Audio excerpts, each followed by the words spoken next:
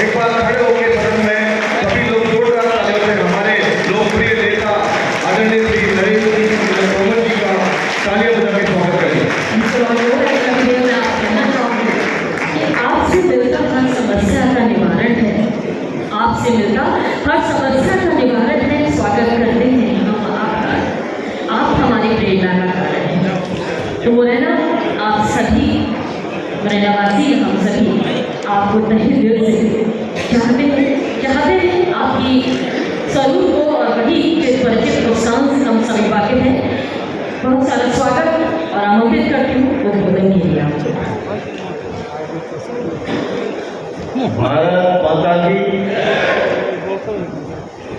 भोजन का इंतजाम है, इसे जरा जय ताकत से लगाओ, नहीं तो सुदेव जी से कह के 2 आइटम कम करवा देंगे। 2 बजे भारत माता की, भारत माता की।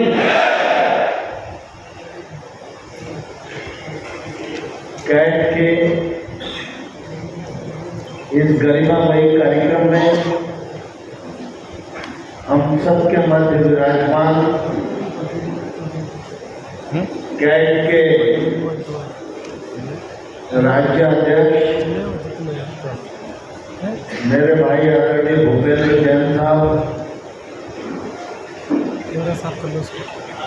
इस कार्यक्रम को और गरिमा प्रदान करने के लिए दिल्ली से चलकर आए कैट के national vice chairman doctor Satyabhushan Jain साहब, इस कार्यक्रम की नींव को और अधिक आधार देने के लिए हम सबके प्रतिनिधि के रूप में हमारे बीच में उपस्थित राज्य सरकार के यशस्वी और लोकप्रिय कृषि मंत्री आदरणीय एदम सिंह कंसाना जी, हमारे ही श्योपुर जिले से पधारे राज्य सरकार के यशस्वी वन एवं पर्यावरण मंत्री आदरणीय रामनिवास रावत जी, आप सबके आशीर्वाद से नवनिर्वाचित सहज और सरल उपलब्ध सांसद आदरणीय श्री शिवमंगल सिंह तोमर साहब, भारतीय जनता पार्टी के जिलाध्यक्ष डॉक्टर योगेश पाल गुप्ता जी, कैट के अध्यक्ष संजय भाई,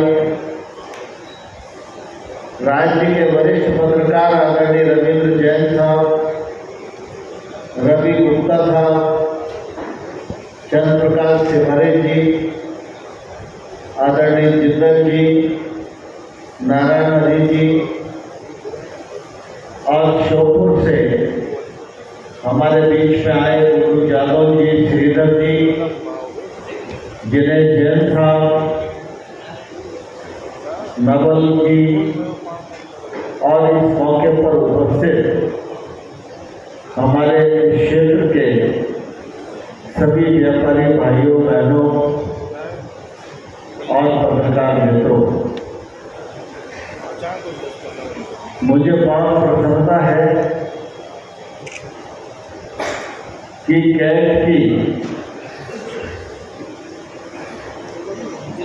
इकाई का निर्वाचन मुरैना में संपन्न हो गया है और गठन के पश्चात कैट का ये पहला कार्यक्रम है। तो मैं नवनियुक्त इकाई को भी बधाई देना चाहता हूँ और आप सब लोगों को भी बहुत बहुत बधाई देता हूँ। हम सब जानते हैं ये कलयुग है, कलयुग में संगठन में ही शक्ति निहित है। अकेला कोई भी कितना भी होशियार आदमी हो, अगर संगठित नहीं है तो उसकी कदर नहीं होगी।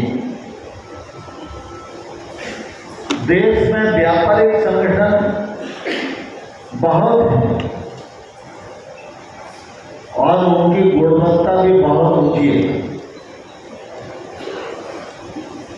मैं 10 साल तक केंद्र सरकार में मंत्री रहा हूं और ऐसे विभागों का मंत्री रहा हूं जिसके कारण बिजनेस ऑर्गेनाइजेशन से मेरा निरंतर वास्ता रहा है।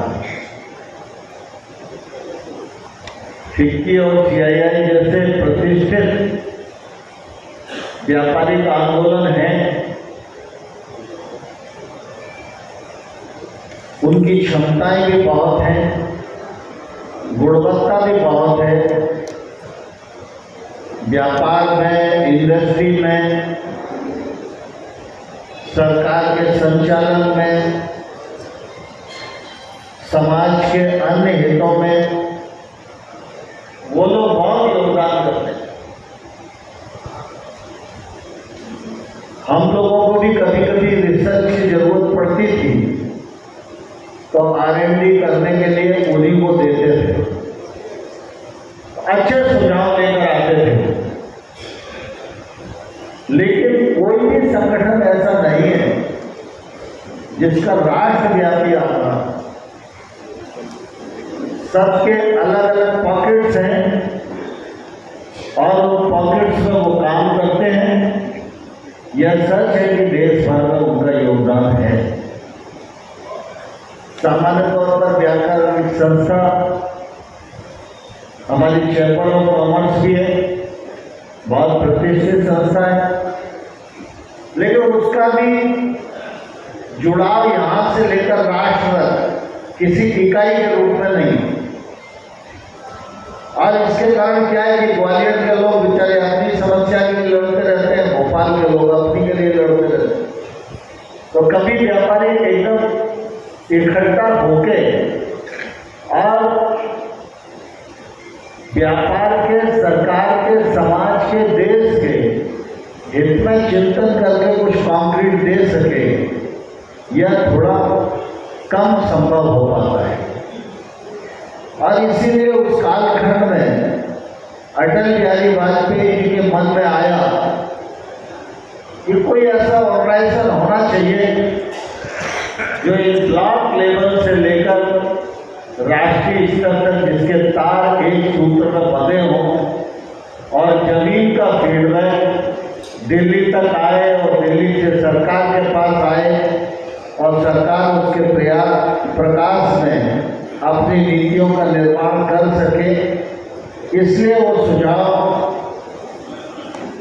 वाजपेयी जी के मन में आया और उन्होंने कुछ व्यापारिक मित्रों को कहा। और मुझे प्रसन्नता है कि प्रवीण खंडेलवाल जी ने कैट के ऑर्गेनाइजेशन को आगे बढ़ाने का प्रयत्न किया। भूपेश भाई बहुत प्रारंभ से ही उनके साथ काम कर रहे हैं। मैं दिल्ली के भी बहुत सारे कार्यक्रमों में गया हूँ और आज मैं कह सकता हूँ कि कैट जो है उसकी क्षमता कम होगी, उसकी गुणवत्ता कम होगी, लेकिन कैट व्यापारियों की दृष्टि से सर्वव्यापी और सर्वस्पर्शी संगठन बन गया है। यह मैं समझता हूँ व्यापारियों के लिए संतोष की बात है। और आज हमारा चंबल का इलाका भी इससे जुड़ रहा है। यह मेरे जैसे कार्यकर्ता के लिए तो निश्चित रूप से बहुत ही खुशी की बात है। हम सब इस बात को भलीभांति जानते हैं कि हमारे समाज की रचना में अच्छे परिणाम तब आए हैं जब समुच्चय में विचार हुआ। लेकिन धीरे धीरे ऐसी परिस्थितियां बनी कि लोग अलग अलग अपना विचार करने लगे। अगर व्यापारी सिर्फ अपना इंडस्ट्रियल सिर्फ अपना विचार करेगा, किसान सिर्फ अपना विचार करेगा, मजदूर अपना विचार करेगा, तो फिर जैसा परिणाम आना चाहिए वैसा नहीं आएगा। गांव में बैठा हुआ सामान्य मानव और देश में बैठा हुआ बड़े से बड़ा उद्योगपति, ये दोनों एक दूसरे के पूरक हैं। अगर सामान्य मानव नहीं है तो उद्योग भी महत्वहीन हो जाएगा, और अगर उद्योग नहीं है तो सामान्य मानव को भी जिन मौलिक आवश्यकताओं की जरूरत है वो मौलिक आवश्यकताएं कभी पूरी नहीं होंगी। जैसे उदाहरण के लिए मैं कहूँ, किसान है, किसान सरसों का उत्पादन तो कर सकता है, उत्पादकता बढ़ा सकता है, लेकिन अगर सरसों पेरने के लिए नील नहीं होगा तो तेल नहीं बनेगा, तेल नहीं बनेगा, महाराष्ट्र को तेल की उपलब्धता नहीं होगी, इंडस्ट्री नहीं लगेगी तो टैक्स नहीं आएगा, टैक्स नहीं आएगा तो गरीब कल्याण के जितने काम सरकार कर सकती है वो नहीं हो पाएंगे। इसलिए छोटे व्यक्ति की भूमिका और बड़े व्यक्ति की भूमिका दोनों एक दूसरे के पूरक हैं, एक दूसरे के बिना कुछ नहीं है। आप सबने ध्यान दिया होगा कि एक कालखंड ऐसा था जब 2014 से पहले केंद्र सरकार के हमारे आला लोग हमेशा देश की गरीबी को दुनिया के सामने परोसते थे, देश की कमजोरियों को दुनिया के सामने परोसते थे।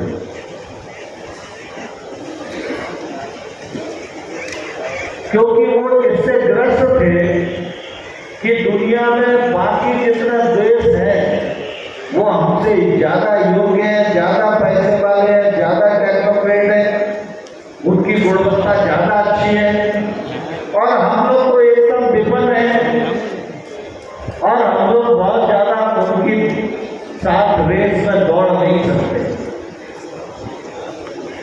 और इसके कारण हमेशा हिंदुस्तान की गिनती मांगने वाले देशों में होती रही, देने वाले देशों में नहीं। नरेंद्र मोदी जी प्रधानमंत्री बने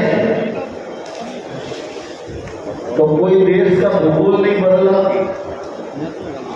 कोई बड़े नए टैक्स नहीं आए, सारे टैक्सों को इकट्ठा करके जीएसटी बन गया, ये अलग बात है।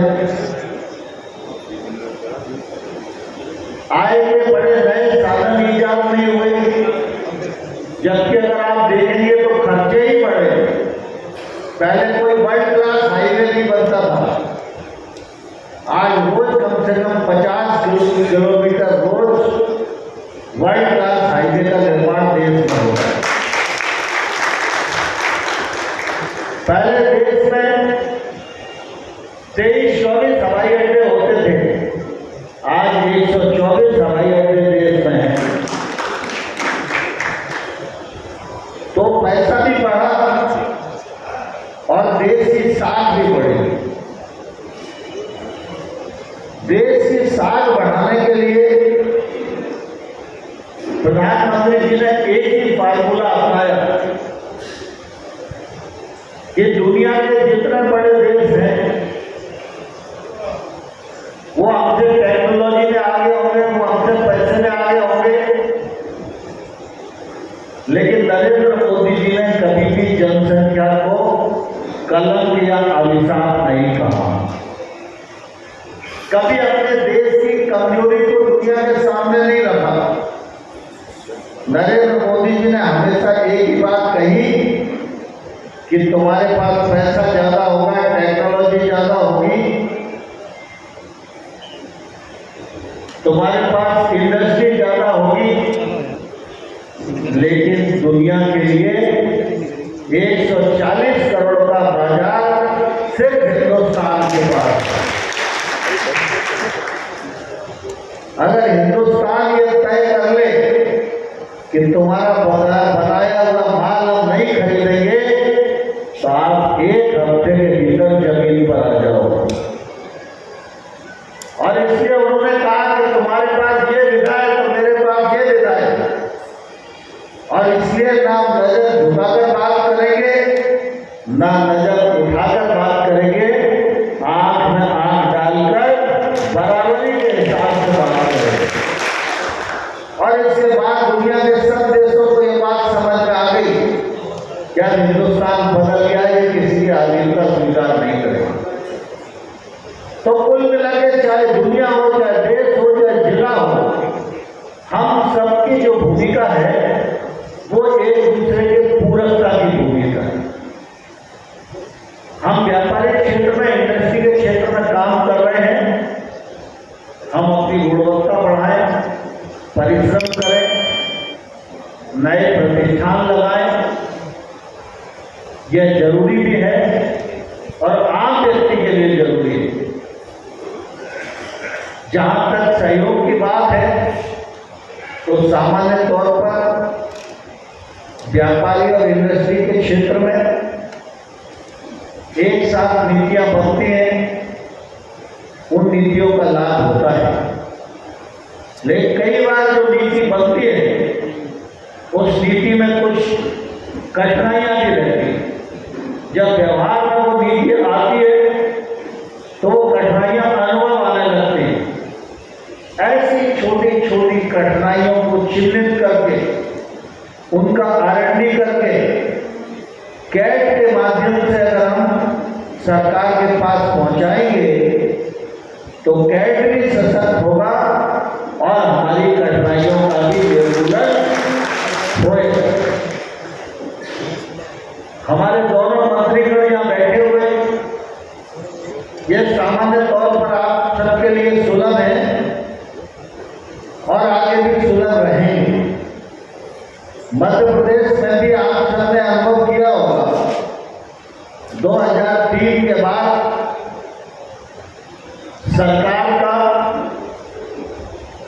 पूरकता के सिद्धांत में सोचने का नजरिया रहा है। 2003 से पहले इंडस्ट्रियल समिट मध्य प्रदेश में हो, ये ग्वालियर और मुरैना जैसा क्षेत्र तो बहुत दूर की बात है, इंदौर में भी कोई व्यापारी समिट में आने के लिए तैयार नहीं था। पूरा देश इस बात का साक्षी है। मध्य प्रदेश में सड़कें बनी, मध्य प्रदेश में बिजली बढ़ी, मध्य प्रदेश में कानून व्यवस्था दुरुस्त हुई, मध्य प्रदेश की अर्थव्यवस्था बढ़ी, मध्य प्रदेश का जीडीपी डबल डिजिट में हुआ, मध्य प्रदेश की एग्रीकल्चर ग्रोथ देश में सबसे अधिक हुई, मध्य प्रदेश में सिंचाई के साधन बढ़े, इंडस्ट्रियल एरिया बढ़े और समिट पर समिट सरकार ने करने की कोशिश की। तो आज इंदौर से लेकर मालनपुर तक मेक इन इंडिया का काम हो रहा है और जो हथियार एक जमाने में विदेश से ही खरीदे जाते थे वो हमारे मालनपुर में मेक इन इंडिया के तहत बन रहे हैं। यह हम सब लोगों के लिए